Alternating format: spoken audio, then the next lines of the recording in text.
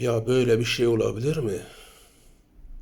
Bir ülkenin liderini, yöneticisini biz seçeceğiz, ona biz karar vereceğiz demek o ülkenin insanlarına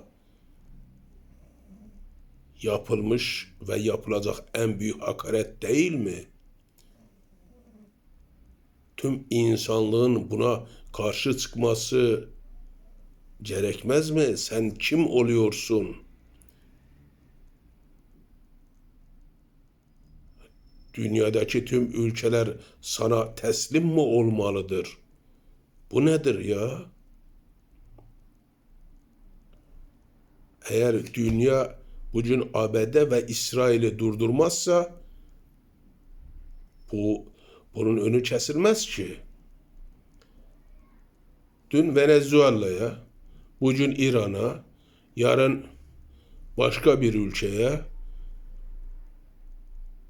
her ülkenin liderini, yöneticisini ABD ve İsrail mi belirleyecek? Böyle bir zihniyet olabilir mi?